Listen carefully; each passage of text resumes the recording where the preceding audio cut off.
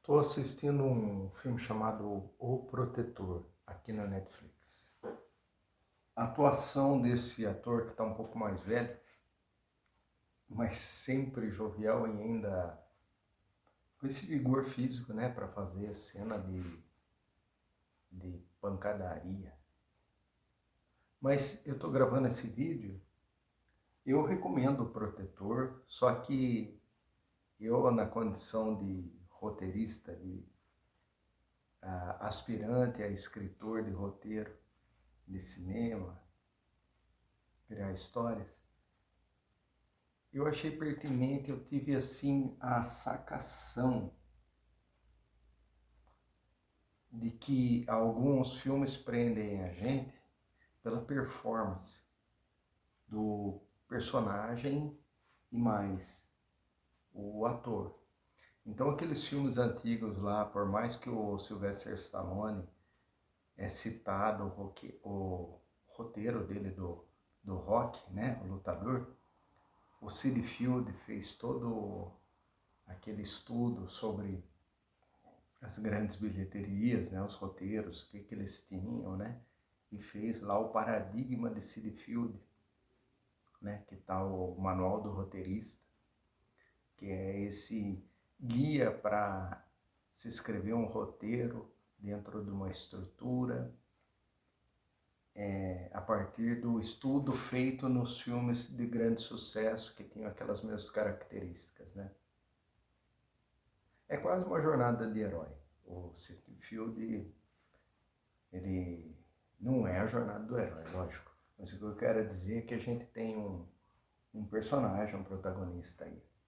Então o Sylvester Stallone, nos anos 80, Sylvester Stallone, Schwarzenegger, não eram os roteiros não era a boa história, era a performance do personagem encarnado por um ator. E que talvez outro ator fizesse e não desse tanto certo, né? Então eu estou vendo que o Protetor é um ator que não tem músculos, não tem nada, mas é um grande ator e tem uma performance do nível desses caras, né, do Stallone, do Schwarzenegger, do Van Damme, sabe? Aquele cinema é o Protetor, né? Vários atores fizeram essa função de um segurança, de alguém, de um justiceiro, Então é isso. Aqui no caso não é roteiro, é performance. Eu não me inspiro nem um pouco em escrever um roteiro a partir de performance. Então o que me interessa são enredos, a parte do escritor, seja de um livro, de criar uma história, desenvolver uma história, um conflito. Aqui tem, é nítido. O conflito desse protetor aí, ele está protegendo uma garota de programa russa. Tomou as dores dela, obviamente, né? Assim, tem vários filmes, assim, o taxista, sei lá, o motorista. Então, essa história já foi contada muitas vezes, né? Do protetor. E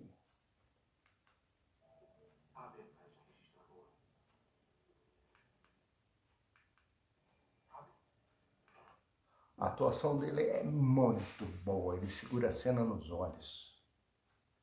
Nossa, a atuação dele é performance mesmo. A gente gosta de assistir por causa da figura dele. E outros filmes que esse ator faz também tem isso aí. Ele tem uma elegância, uma dignidade e ao mesmo tempo essa virilidade do justiceiro, né? É isso, esse vídeo é para indicar, talvez, é um filme de muita violência, né? Não tem roteiro aqui. Isso não é uma crítica negativa, é uma característica. Eu gostei de assisti metade, ó, aqui o vermelhinho aqui, assisti metade. Ainda falta mais metade, né? Gostei de assistir até aqui, no começo estava até mais legal ainda. E é um thriller de pancadaria, de suspense, pancadaria com violência, né? É um cara que lembra o Stallone Cobra? É meio isso. Que coisa. São filmes de performance. Então o Sid Field que me desculpe, ele fala do Rock Lutador, realmente o Rock Lutador tem lá um enredo. Tem sim o Rock Lutador que no final, os objetivos que ele tem, tudo bem, mas eu não gosto de Rock Lutador, não gosto. Não acho que esses filmes servem como exemplos assim. Eles tiveram grande bilheteria, tem uma estrutura, mas não é. Ele teve a bilheteria não por causa do roteiro, foi porque o Sylvester Stallone tinha uma performance. É um filme de performance, a performance dele é boa. E o filme alavanca a performance dele, sabe? Deixa ele marcar os gols. Porque se fosse feito com outro ator, talvez não desse assim, não fosse, né? Porque não é o roteiro, nem aqui. Então me veio esse insight, eu quero escrever roteiros não de performance. Então o cineasta tem uma pegada, tem filmes que a performance é do cineasta, né? Que conta como é que ele faz a montagem, o roteiro não é tão bom, os atores não são tão bons, mas o cineasta tem uma digital, tem uma pegada. Nesse caso é personagem e ator. O ator é um filme de performance, não é de roteiro. Também não é o cineasta também. Eu gosto de ver os dramas coreanos, por mais que muita gente caçoa, tira sarro, por causa do enredo, da trama, da responsabilidade do escritor que aparece. Você não tem um cineasta fazendo muitos planos, não tem lá uma direção de arte, uma coisa muito especial no drama coreano. Então o cineasta não brilha tanto. Os atores brilham, mas não é de performance, porque os atores brilham porque o roteiro é bom. É o roteiro que é bom dos dramas coreanos, né? Mesmo muita gente não gostando, sabe? Discrimina por ter os estereótipos do anime, do mangá, do oriental, assim, da escola, roupa de colegial, né? Mas a gente vê Juvenil e Justice, é um drama coreano, e Taiwan Class. Taiwan Class é ótimo, é sobre empresário. Então o cara tem um restaurante e ele quer se tornar uma empresa com muitos restaurantes e enfrentar o ex-sócio do pai dele. Então ele começa do zero, que o ex-sócio é o concorrente, que tem lá restaurante, vários restaurantes. Então o Itaewon Class é um drama coreano que foca nessa coisa do empreendedorismo. E daí o cara tem valores, né? Ele gosta lá de uma garota. Aí tem uma que ajuda ele. Muito legal. Juvenil e Justiça é uma juíza, já é a coisa da jurisprudência. Juvenil e Justiça, como o nome está falando, são juízes de criminosos adolescentes. E essa juíza odeia jovens criminosos que fazem achando que vão escapar por causa de ter pouca idade, faz de propósito. Ela abomina e é ótima atriz tem performance, baita performance, só que tem roteiro, aí é que tá, como que é montada a coisa, né? É diferente. Esse americano também é interessante como é montado, mas não é assim um roteiro que teria que ser desse jeito. Não, ele poderia ser de vários jeitos, o que vale é a performance do personagem, do ator, que esse ator faz. Contanto que tem o outro vilão russo, porque são russos que trazem russas para ser garota de programa, né? Em algum lugar dos Estados Unidos aí. E esse personagem que tá como se fosse até o Rambo, né? Na época que ele tinha se tornado um cidadão pacato comum e era um grande soldado, um grande guerreiro, assim. Quer dizer, não mexa com ele que ele tá quieto, não mexe com ele, mesma coisa, não mexe com ele. Aí mexeu, pronto. Agora ninguém vai ser páreo para ele, o filme inteiro. Né? Então é um filme de performance. Diferença da Juvenile Justice, que é um drama coreano, que tem os conflitos engendrados, os casos, né? Cada caso dos adolescentes, como que ela age, ela é enigmática, é uma juíza, né? E tem muitos dramas coreanos legais para indicar, né? E tem alguns lá de fantasia, alguma coisa, o pessoal assiste e acha que é tudo uma porcaria, porque parece uma novelinha, e não é nada disso. A indústria sul-coreana de cinema é muito séria nisso.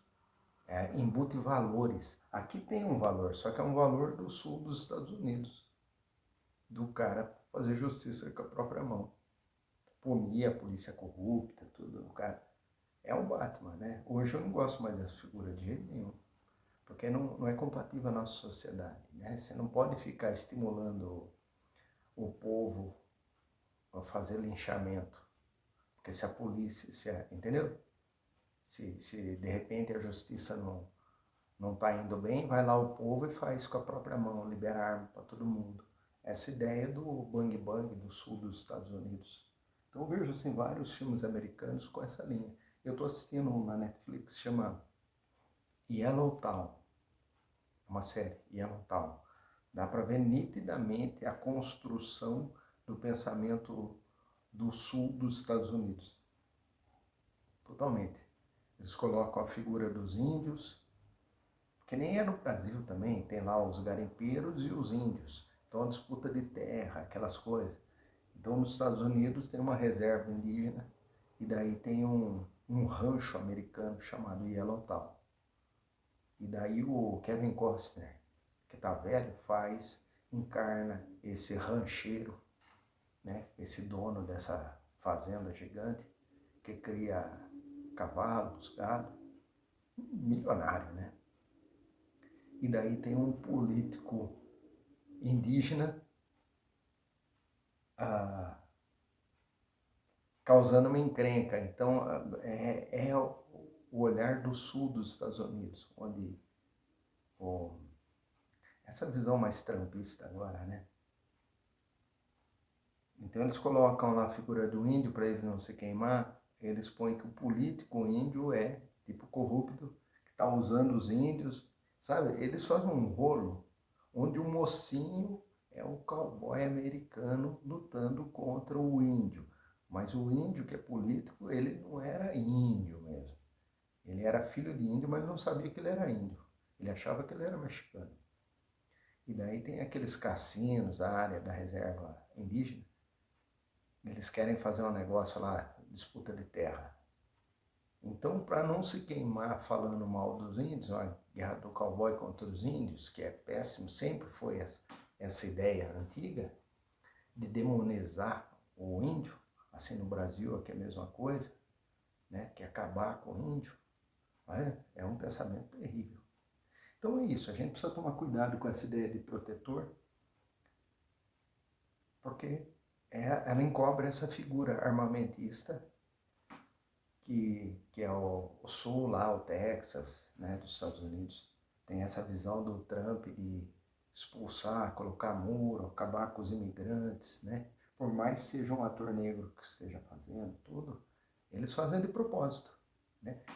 Eles deixam camuflada a coisa. Então a série Yellowtown é um mexicano, entendeu? Quer dizer, erra duas vezes, erra com o índio, depois erra com o mexicano também. Mas não, precisamos proteger nossa terra. Daí o rancheiro lá, o Kevin Costner, gozado que ele fez aquela série, é ele mesmo que fez.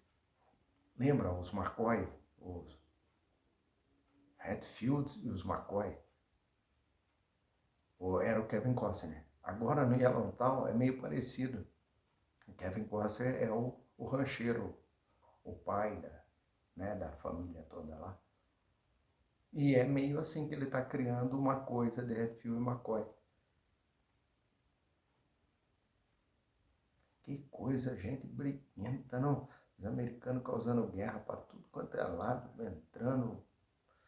Nossa, que loucura apostar na guerra. A gente é pacifista. Esses nacionalismo, sabe, essa coisa de patriotismo e a guerra e tá sempre envolvido. Nós somos brasileiros, não temos nada a ver com isso. Por isso eu falei, vamos fazer roteiro, não performance de grande herói que sai matando, sai. Uma das coisas que faz assim, eu estava vendo as séries que me fizeram parar, cenas, é quando a figura vira um sádico torturador no sentido, como se fosse um linchamento. Sabe, aquele prazer quando passa do ponto, a coisa fica explícita. Aí eu falo assim, não vou assistir mais não gosto. Acho que o vídeo é isso. Eu queria falar que não é o roteiro, é a performance. E eu vou assistir porque a performance é muito boa. Mas sempre tem que estar atento qual a mensagem que está por trás, porque nós somos latino-americanos, somos brasileiro, latino-americano, somos portugueses, colonizados, né? Índio, negro, português. O resto do nosso país vizinho é tudo língua espanhola, né? Então lá o Tratado de Tordesilhas, espanhol e Portugal. Então Latinoamérica. Agora os Estados Unidos, colônia de ingleses. Os ingleses levaram tudo o nosso ouro. Os portugueses tiraram tudo. Mandaram tudo para os ingleses. Aí você vê essa onda dos Estados Unidos, assim, a ideia deles. Mas os artistas americanos são muito interessantes. São muito interessantes. E a Netflix está muito legal essa coisa de aparelhar no bom sentido. Porque existe isso, né? A gente sente. Né? Tanto o ator negro, quanto os homossexuais, quanto outras coisas. Eu estou vendo assim que é muito legal, que está meio a meio. Tem filmes, esse filme eu acho que é antigo, meio antigo, mas filmes mais atuais é muito legal. É misto mesmo, são elencos mistos. Isso é muito legal. Tem que ser isso, tem que ser. Então parece uma coisa artificial, porque antes não era assim, e tem uma orientação para ser assim. É bem-vindo ao mundo real e vamos acostumar que daqui para frente tem que manter isso e melhorar. Né? As coisas têm que mostrar a realidade, né? A verdade das pessoas que não eram mostradas. Falei muito.